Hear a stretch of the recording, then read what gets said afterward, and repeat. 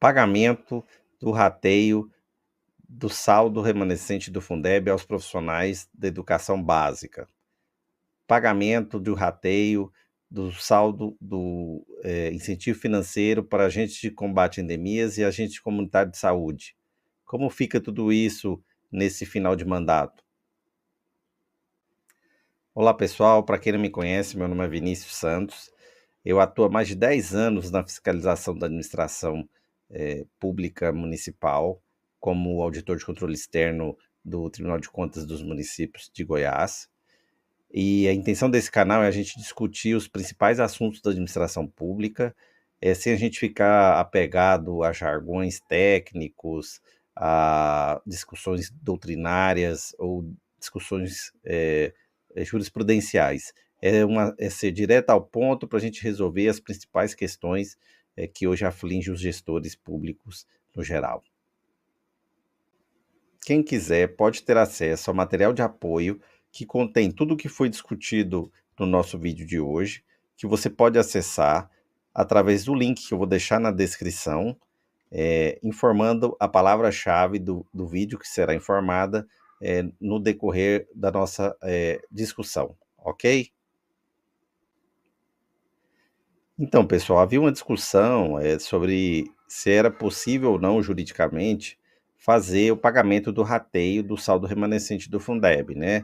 É, essa, essa posição oscilava, e oscilava também entre os tribunais de contas, alguns permitiam, outros não permitiam, até que sobreveio uma alteração na Lei 14.113, que regulamenta o Fundeb, e ela lá no artigo 26, parágrafo 2º, ela propôs lá a possibilidade de o pagamento com o uso dos 70%,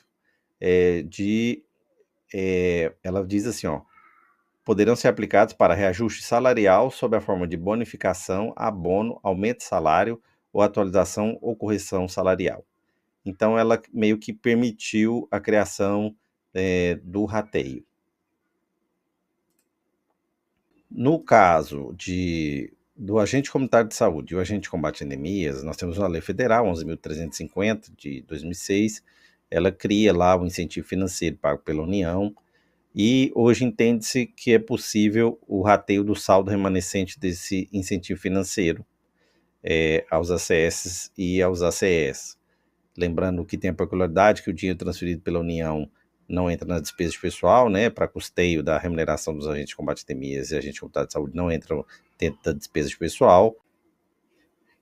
Nós temos algumas características em comum para os dois rateios, né, seja para os profissionais de educação, seja para o ACS e para a CE, porque esse rateio ele possui natureza remuneratória. Se a gente for pensar, o que difere algo que tem natureza remuneratória do que algo que tem natureza indenizatória? Os de natureza indenizatória, eles visam recompor o patrimônio jurídico do servidor que teve alguma perda por alguma razão. Então, por exemplo, se eu vou mudar, eu tenho direito a uma indenização por mudança, se eu vou mudar em decorrência, né, do exercício do cargo, né, fui lotado num lugar que eu preciso necessariamente me mudar para lá, normalmente paga-se uma indenização correspondente a um valor fixo ou ao valor do seu deslocamento para lá, né? Então, ele recompõe seu patrimônio jurídico, você perdeu por ser obrigado a mudar-se. No caso desses rateios, não. Eles não visam recompor o patrimônio jurídico, porque não houve perda de patrimônio jurídico anterior. Então, via de regra, eles possuem natureza remuneratória. Então, incide imposto de renda, nós temos que verificar se é base de contribuição previdenciária, né? E a gente tem que verificar o seguinte também. No caso dos ACS e do ACE, não entra na despesa pessoal, como a gente conversou. Ao contrário do rateio dos professores, né? Do saldo remanescente do Fundeb, que dos 70%, que esse sim entra na despesa de pessoal. Aí outra característica importante é a necessidade da edição de lei para autorizar o pagamento desses rateios, né, vamos chamar rateios entre aspas, a esses profissionais. Como possui natureza remuneratória, a Constituição determina lá que a remuneração dos servidores públicos será estipulada por lei, né, o princípio da legalidade estrita. Então, é necessário que a lei estabeleça a possibilidade do pagamento desse rateio. Ela vai criar uma espécie de abono, ela vai criar esse rateio, ela vai autorizar o pagamento desse rateio. Aí aqui a gente verifica que é preciso ter cuidado com as proibições de cunho eleitoral e da lei de responsabilidade fiscal. Então, pessoal, você está gostando de vídeos como esse? Eu peço para você, por favor, dar um like no vídeo e também, se quiser se atualizar, receber mais vídeos como esse, se inscrever no canal e ativar o sininho para você receber sempre que tiver um vídeo novo. Isso ajuda muito ao crescimento do canal e a gente poder discutir mais assuntos dessa natureza, né? Estimular que a gente discuta cada vez mais assuntos relevantes para a administração pública. A palavra-chave do vídeo de hoje é rateio. Então, você entra no link que está ali na descrição e você vai informar lá os dados para você receber o material de apoio e a palavra-chave. Com isso, uma automação ela é disparada e ela vai te encaminhar tudo o que foi discutido nesse vídeo para você ter de forma escrita ali num PDF. No que se refere às peculiaridades desse período eleitoral, de final de mandato, né? Como o rateio ele precisa ser criado por lei, então vai depender da forma como essa lei foi redigida. Se essa lei autoriza o pagamento do rateio apenas para um ano específico, então, por exemplo, a lei fala lá, ó, fica autorizado o pagamento do rateio para os profissionais XYZ no ano de 2024. Então, essa lei, ela tem uma vigência para aquele ano, ela exaure sua vigência e é preciso editar uma nova lei todo ano, né? Ao contrário de leis que elas têm uma vigência por um tempo maior, a lei que fala de forma genérica, fica autorizado sempre que houver saldo remanescente do 70% do Fundeb, o pagamento de abono aos profissionais, educação, tal. E do mesmo modo os ACS e ACE, né? Fica autorizado o pagamento do incentivo financeiro da União sempre que houver saldo remanescente, tal. Então é uma lei que ela possui vigência por prazo indeterminado, ela não é para aquele ano, não fica autorizando ano a ano, ela autoriza de forma genérica. Por que essas duas peculiaridades são importantes? Porque se ela é uma lei genérica, é uma despesa autorizada ao longo do tempo. Se ela é uma lei específica para aquele ano, então ela cria uma nova despesa a cada ano.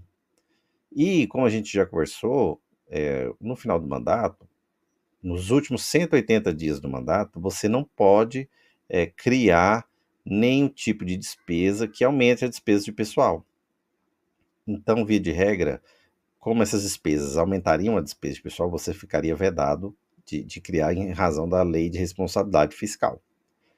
Além disso, a legislação eleitoral, lá no artigo 76, uma das proibições é readaptar vantagens de servidores públicos, e essa proibição ela permanece até a posse dos novos eleitos, tendo sido a pessoa reeleita ou não, sendo novos gestores. Então, a princípio, você estaria sob a vedação da legislação eleitoral, então você tem que ter muito cuidado, que interpreta a legislação eleitoral, o Ministério Público Federal e a Justiça Eleitoral. Então você precisa pensar muito bem se vale a pena fazer nesse período, às vezes um acerramento político pode acarretar uma denúncia, alguma coisa nesse sentido. No que se refere à lei de responsabilidade fiscal, nós temos algumas peculiaridades no que se refere ao ACS e ao ACE. Primeiro, o agente comunitário de saúde, o agente de combate a endemias, ele convive dois regimes jurídicos, isso já foi decidido na jurisprudência, que é o regime seletista e o regime estatutário.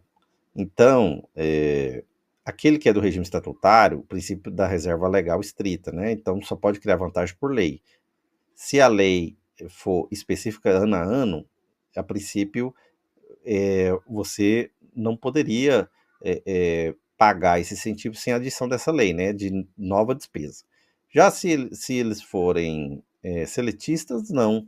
Como a lei federal autoriza e diz que é um piso, né, da categoria e eles são seletistas, é necessário você editar uma lei. Então é uma despesa que está já previamente autorizada, seu pagamento, então não é despesa nova aos seletistas. Outra questão ainda dos ACS e do ACE é que esse rateio, a Constituição, lá na alteração através da emenda constitucional 120, ela excluiu o repasse da União, ela excluiu das despesas de pessoal.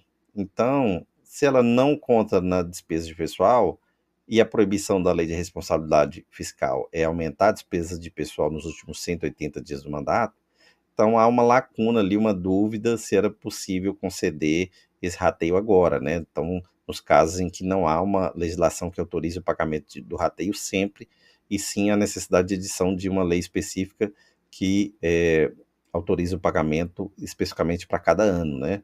Então, isso cria ou não uma despesa pessoal?